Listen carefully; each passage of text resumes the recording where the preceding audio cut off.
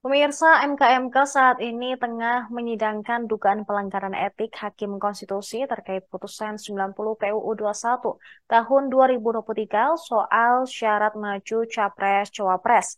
9 hakim dilaporkan terkait putusan tersebut dan paling banyak menuju ke Ketua MK Anwar Usman. Ketua MKMK Jimli Asidiki mengatakan ketika calon presiden dan calon wakil presiden kali ini sama kuatnya sehingga bisa menyebabkan keributan jika keputusan MK tidak tepat.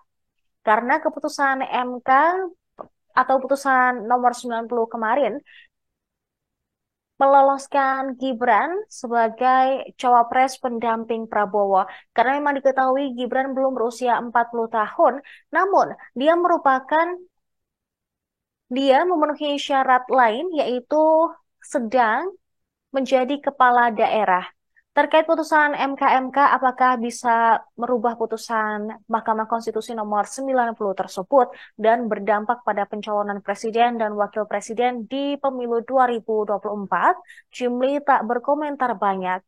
Dia hanya mengatakan bahwa putusannya akan dibacakan pada Selasa 7 November 2023. Jimli berharap dengan putusan MKMK besok bisa memberi solusi terbaik. Dijelaskan mulai hari Senin, MKMK akan membahas rancangan putusan. Dia juga menyinggung bahwa sidang hari ini berfokus pada terlapornya Hakim Konstitusi Arief Hidayat dan Saldi Isra. Keduanya digugat terkait dissenting opinion yang dinilai pelapor justru bukan berisi opini, melainkan curhatan dari para hakim.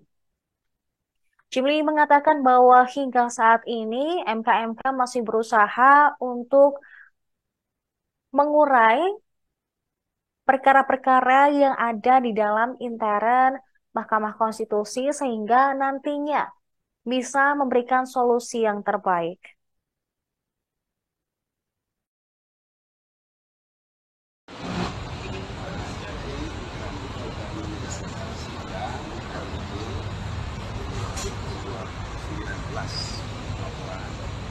Besok tinggal 2 lagi. Jadi apa Itu dan sampai itu besok juga kami akan khusus memeriksa terakhir sekali lagi ada yang pertama dan yang terakhir yang paling banyak kan keduanya dan cukup sekali dan luar perkara laporan itu termasuk untuk hari ini nanti hari ya itu diminta supaya diberhentikan. Saya kira kalau diberhentikan cukup harapan hari Hidayat 99-nya harus diresapel. Jadi menggambarkan betapa seriusnya masalah kita baik secara internal maupun juga terkait dengan harapan ini, terutama menjelang pemilihan yang ujung dari perselisihan hasilnya di sini. Jadi peralihan kepemimpinan sudah kita harus kita pastikan berlangsung damai dan konsisten. Untuk itu proses perselisihan akhir hasil pemilihan umum baik untuk pilpres maupun berlangsung baik di sini terpercaya atau kalau tidak terpercaya kita bisa ya, memicu konflik di mana-mana. Laki-laki ini kan 3 pasangan calon presiden ini sangat kuat ini 30% kan bisa ribut. Itu harapan kita melalui putusan MK ini kan bisa memproduksi yang terbaik ya. Nah, termasuk 9 ini dan kalau mengikuti logika para tokoh alasan itu. Di masyarakat ini kami kan harus adil, kan? Izinkan kami mulai hari Sabtu harus membuat putusan, terutama biasanya lah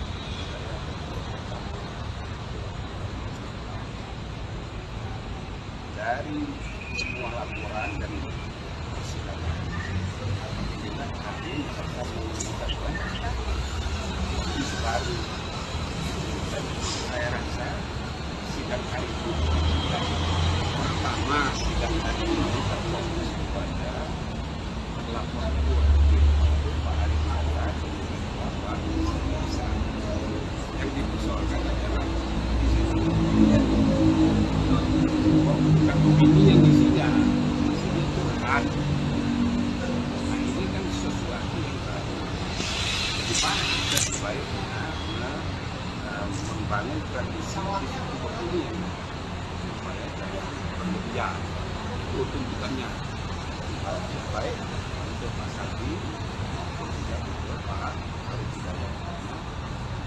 Ada tanggapan positifnya di bidang. Baik Profesor Arif maupun Profesor Saldi kayak kuat dulu, tapi publik internal. Jadi itu terekspresikan dalam perbuatan hukumnya, terekspresikan dalam pidato dan wawancara di televisi.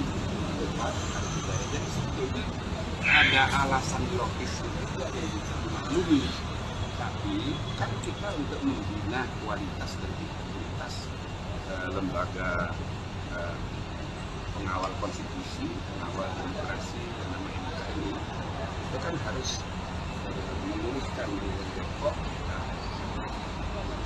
termasuk juga mungkin saja ada semacam teguran kolektif tanpa menyebut nama untuk 99 karena terbukti misalnya tanpa harus menyebut siapa yang salah, yang jelas informasi rahasia di dalam di luar sudah pada tahu betul sekali, ya kan?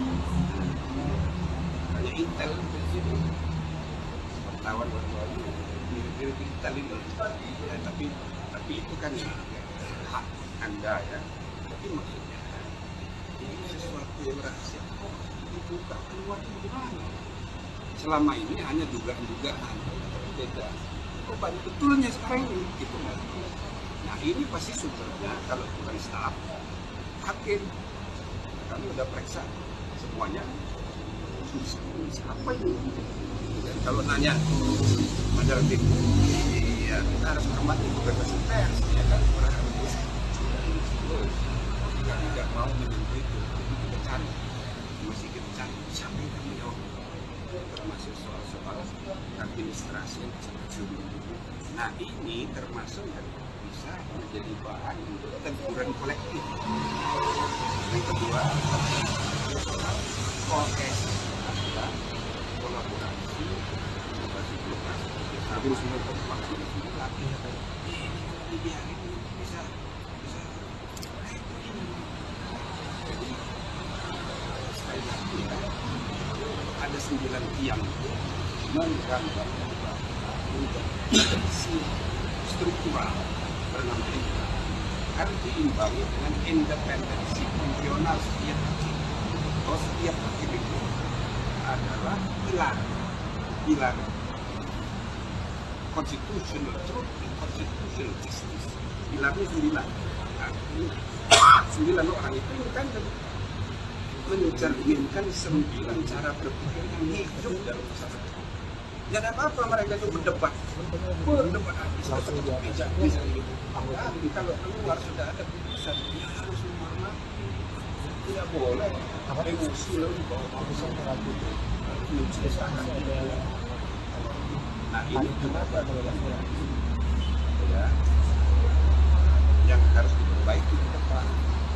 Jadi nggak boleh nanti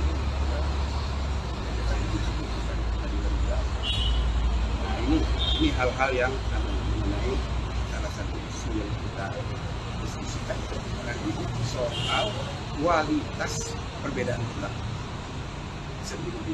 Yang kedua adalah yang menarik itu mahasiswa, ya, mahasiswa itu mahasiswa Universitas 98. Salah satu yang dia kalau substansi laporannya ya mirip dengan yang lain, tapi salah satu yang dia jadikan bukti dalam persidangan, dia menerangkan bahwa temannya ada temannya dari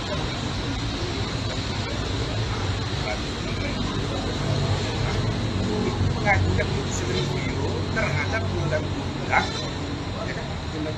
pemilihan umum yang baru saja diputus oleh MK, dan dia tadi minta supaya ada kepastian majelis hakim yang menyidangkan itu tidak boleh ada dakwah, harus ada dakwah. Nah, seperti ketentuan ayat undang-undang 18 ayat jadi ada majelis yang berbeda. Jadi saya rasa itu sangat prihatin. Dan saya itu nah, ini mahasiswa fakultas yang lain atau perguruan tinggi yang lain. Oh, ini universitas mereka itu lama, ya belum sungguh lama. Yang kreativitas ya perlu kita apresiasi. Jadi dia mengajukan judicial review terhadap undang-undang yang baru diputus, yang berubah, dan itu yang perkara nomor 9. Lalu kalau komposisinya berubah, kan bisa lain. Ini kreatif ya, terlepas dari bagaimana ini putusannya. Saya mengapresiasi dan saya mendorong semua mahasiswa. Nah, ini contoh ini seperti kreativitas mahasiswa universitas Nahdlatul ini wujud dari partisipasi publik, khususnya partisipasi mahasiswa dalam mengawal kualitas dan kualitas demokrasi. Gitu. Ya itu aja dari saya. Tadi kan sempat disinggung oleh Pak Dini soal dissentingnya soal budaya. Ya. Di dalam beberapa kan kalau kita perhatikan konteksnya, kalau misalkan mereka berbuat tidak mengungkapkan kejanggalan di dalam dissenting ini, publik juga nggak tahu ada kejanggalan. Makanya ada plus minus. Makanya biar kami nilai dulu gimana. Tapi tuntutan dari para pemilih para ada yang melakukan ya, ada yang melakukan ada yang buat aja.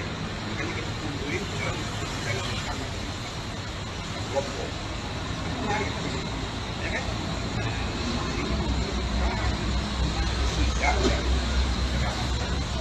Ya, ini kelas pembelajaran. Enggak, udah selesai. Besok itu ada lagi 2 lagi. Itu lain lagi sambil kita akan menjadi tempat lagi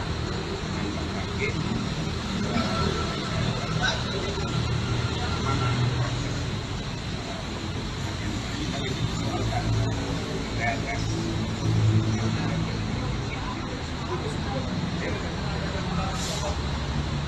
Pak, ada 2 kali, 1 kali kata ya hadir kan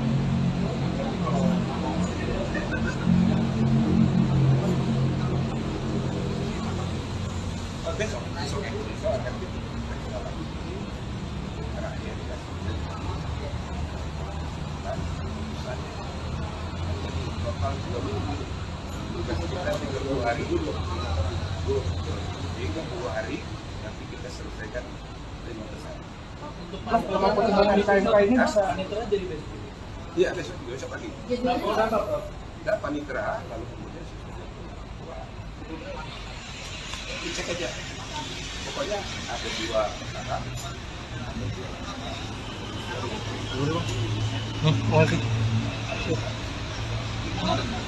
Kapan diterakhir diperiksa?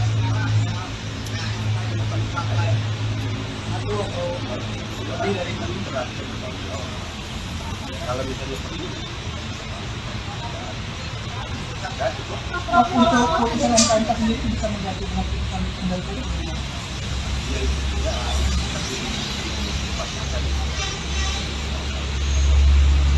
Seberapa kalinya kalau misalnya pelapor bisa meyakinkan MK untuk investigasi itu nanti polisinya jadi kalau yang paling sebeni karena dia mencontoh politik aktif itu kan dia keputusan kita bikin Jadi yang Surabaya itu loh.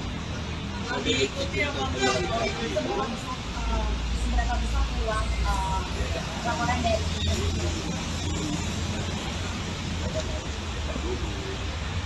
Kira-kira yang memberatkan Pak Anwar Usman itu apa?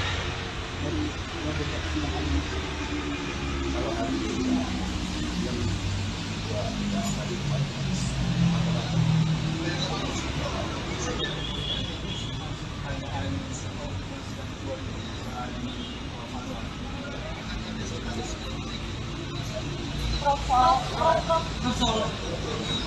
laporan dari biar agak sedikit kasih.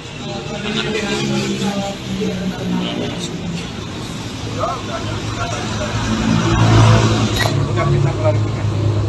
ini ada tanda tangannya tuh atau Dan ini rupanya memang awal juga ada tentang, tapi kan ada sidang klarifikasi, sidang pendahuluan. Ada itu tapi banyak yang beredar di medsos, jadi dokumen yang awal ini belum ditandatangani.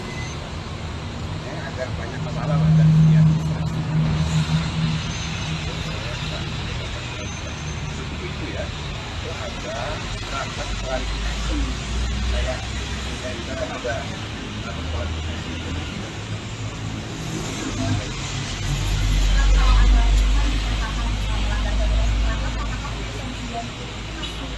Ya itu, makanya di dunia itu pasti ada. tapi secara hukum tata negara seperti apa? Kan bukan pengamat, saya juga ada ngomong-ngomong.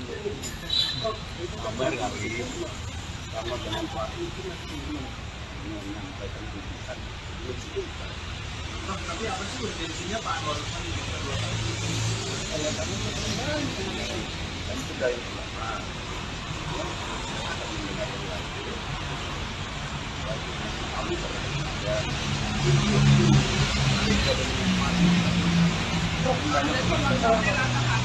banyak laporan.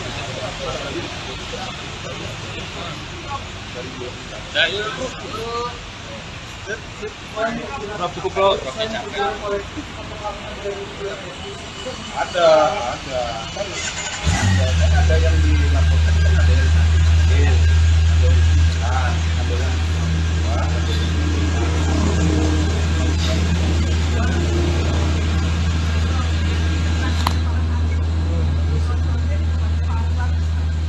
ya nggak kan kita dapat data-data dari pelapor juga. Ini beda-beda dan termasuk kepada Pak Ketua itu diberi kesempatan untuk bela diri setelah dia melakukan yang adil. Untuk yang KMK kapan berunding ya? Apa diskusi? mulai Senin ya itulah kalian langsung dan draft putusan tidak ada kesempatan belum. Kalau Senin doang berarti nggak alat kan Ya lah 24 jam. Ya, cuma bertiga. Kalau bersembilan kan 9 kepala. Kalau 3 kubu,